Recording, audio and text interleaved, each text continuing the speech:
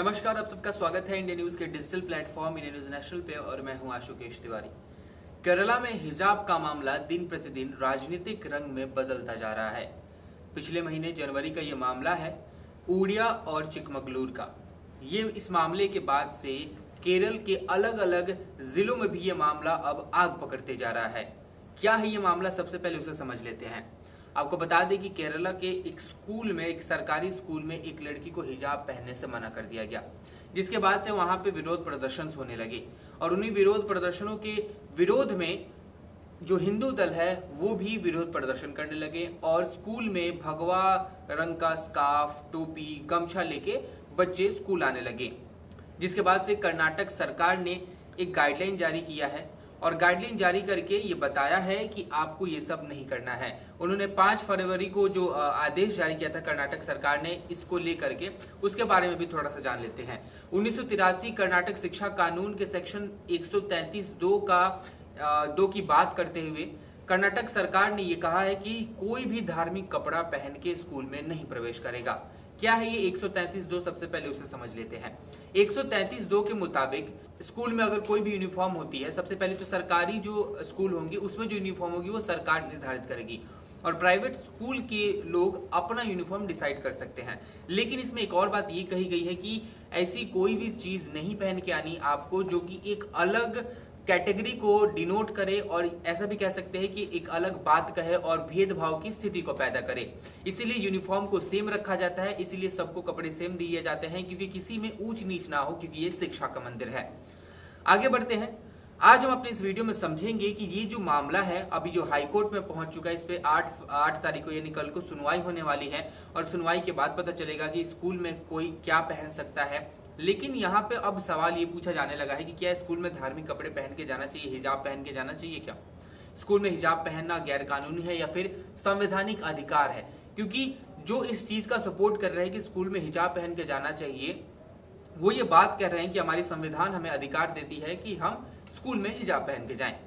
सबसे पहले तो ये जो तर्क है कि संविधान हमें अधिकार देता है कि स्कूल में हिजाब पहन के जाएं, ये लोग रिलीजियस फ्रीडम को लेकर कहते हैं और उन्हें रिलीजियस फ्रीडम कौन देता है? हमारा संविधान। हमारा संविधान का जो अनुच्छेद 25 से लेके 28 तक की जो अनुच्छेद है वो हमें धार्मिक फ्रीडम देते हैं, यानी हमें रिलीजियस फ्रीडम देते हैं। अब वो क्या कहते हैं? अनुच्छेद कहते हैं कि आप अपने धर्म को मान सकते हैं, आप किसी भी धर्म का पालन कर सकते हैं, लेकिन रिलीजियस फ्रीडम में भी कई सारी अटकलें हैं। कुछ शर्त और नियमों के साथ वो रिलीजियस फ्रीडम दी जाती है सिटीजन्स को।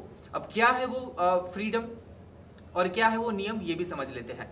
जो आर्टिकल 25A है वो ये कहता है कि पब्लिक ऑर्डर, नैतिकता, स्वास्थ्य और अन्य राज्य के हितों के लिए पाबंदियां धर्म पे भी लगाई जा सकती है। यानी अगर पब्लिक ऑर्डर मेंटेन नहीं होता, नैतिकता मेंटेन नहीं होती, स्वास्थ्य में बाधा बनता है, राज्य के हितों में कोई दिक्कत आती है किसी भी धर्म को लेके और किसी भी धार्मिक कार्य को लेके, तो सरकार या फिर वहां की स्टेट इस पे प्रतिबंध लगा सकती है। यानी आपके धार्मिकता पे भी प्रतिबंध लगा सकती है अगर ऐसी कोई नौबत आती है तो। अब जो हमारा संविधान है वो संविधान क्या कहता है शिक्षा को लेके, और स्कूल में जो बच्चे यूनिफॉर्म पहनते हैं उसकी शिक्षा को लेके क्या कहता है, यूनिफॉर्म्स को लेके क्या कहता है, ये भी समझ लेते हैं एक बार।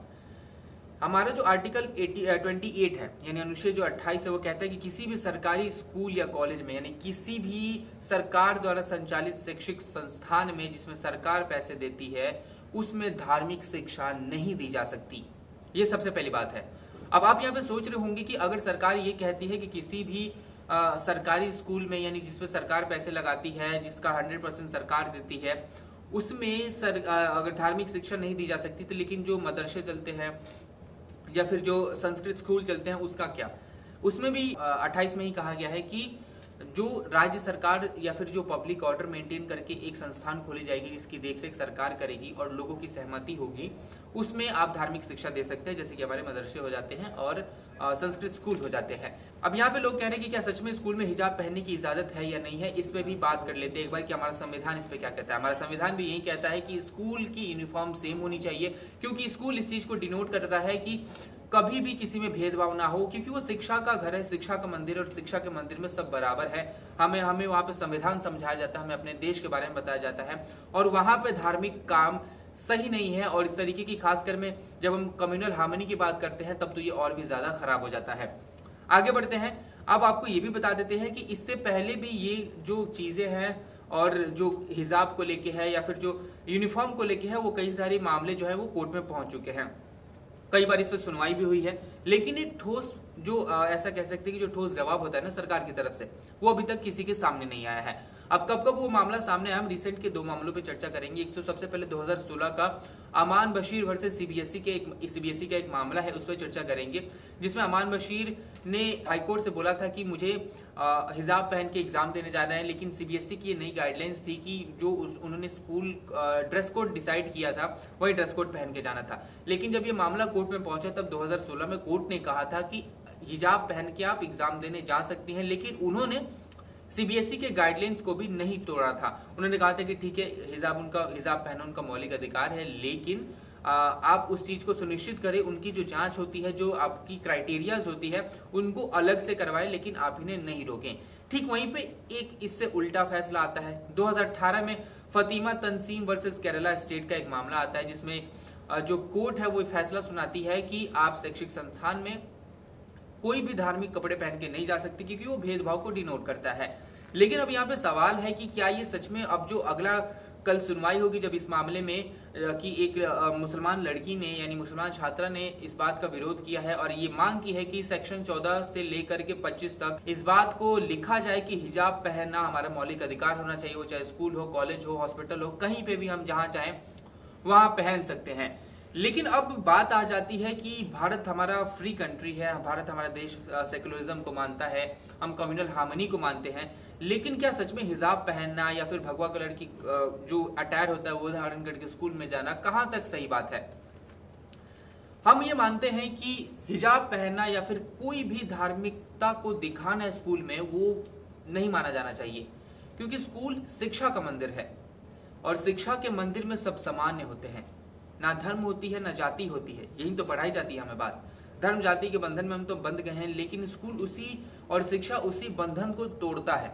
हम जब एकता की बात करते हैं तो एकता में ना धर्म आता है और ना ही जात आते हैं।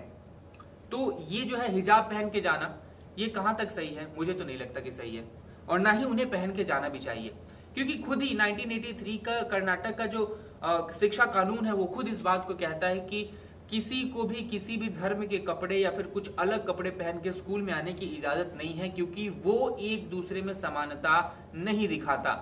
अब अगर अधिकार की बात की जा रही है तो एक एग्जांपल देके समझाना चाहूंगा कि सपोज कीजिए कि एक 13 से 14 साल की लड़की है, छोटी सी बच्ची है, वो हिजाब पहन के जा रही है। अब आप बताइए कि क्या वो हिजाब उसके ऊपर थोपा गया है कि उसने पहना है? एक 13 से 14 साल की लड़की है, वो हिजाब सच में पहनना चाहती भी है कि नहीं पहनना चाहती है? हमारे देश में कई काम ऐसे हो जाते हैं जो कोई कुछ नहीं भी चाहता, तो और खासकर में जब लड़कियों की बात की जाती है, यहाँ पे हम एक तरफ हम पर्दा हटाने की बात करते हैं, दूसरी तरफ हम पर्दा पहना देते हैं। एक तरफ हम बेटियों को आगे बढ़ने की बात कहते हैं, दूसरी तरफ हम उनका मुंह ढक देते हैं। और खासकर में अगर आप शैक्षिक संस्थानों में भेज रहे हैं तब ऐसी हरकतें शोभा नहीं देती। खैर, ये देखने वाली बात होगी कि कल कर्नाटक हाईकोर्ट इस पे क्या फैसला सुनाता है। कल पहली सुनवाई होनी है। अब इस सुनवाई को लेकर कोर्ट का क्या फैसला होता है उस बात पे भी हम ध्यान देंगे, उस पर भी आपको जरूर अपडेट देंगे। फिलहाल कर्नाटक की खबर से इतना ही। अगर आपको इस खबर से रिलेटेड और भी अपडेट्स चाहिए तो हमारा चैनल इंडिया न्यूज नेशनल जरूर सब्सक्राइब करें। अगर आपको हमारा ये वीडियो पसंद आया हो तो वीडियो को लाइक करें और चैनल को सब्सक्राइब करें, और हाँ, बेल आइकन को दबाना ना भूलें ताकि आप तक वीडियो का नोटिफिकेशन पहुंचता रहे। देश और दुनिया की तमाम खबरों के लिए देखते रहिए इंडिया न्यूज नेशनल।